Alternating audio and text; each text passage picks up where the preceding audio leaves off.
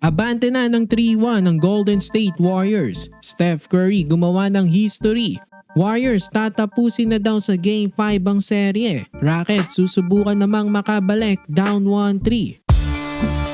So Golden State Warriors tinalong Houston Rockets sa Game 4 109-106. Jimmy Butler nagbalik na nga this game at tumiscore ng 27 points at may 6 assists. Sinundan siya ni Brandon Podziemski na may 26 points, 5 assists at 5 rebounds. Siya nga ang unsung hero sa game na to. Steph Curry umiscore lamang ng 17 points pero gumawa naman siya ng history ngayon.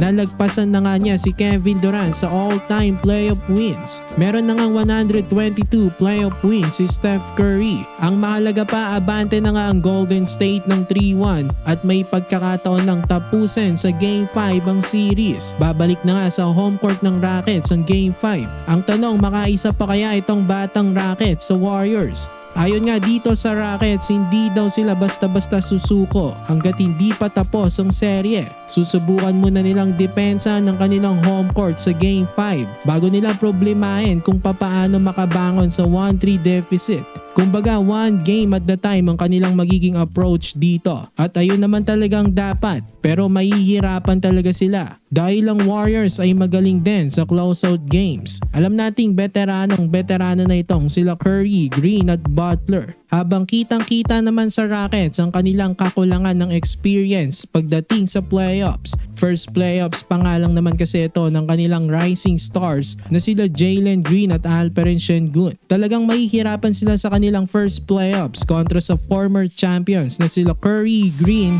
at Jimmy na may experience na sa finals. Ibibigay daw ng Warriors ang kanilang best sa Game 5 para ma-close out na ang series. Para paghahandaan na lang daw nila ang second round ng playoffs. May extra rest day nga rin sila kung matapos na nila ito. Mahalaga sa kanila yon, lalo na kay Jimmy Butler na alam naman natin may iniindang injury. So kakailanganin na close siya sa 100% sa second round. Dahil pahirap nga ang kanilang mga makakalaban sa West. Posibleng Wolves nga ang kanilang makatapat dahil 3-1 na rin yon kontra Lakers. Pero kung sakaling makabalik ang Lakers, mahirap-hirap rin nakalaban yon dahil puro veterano na rin.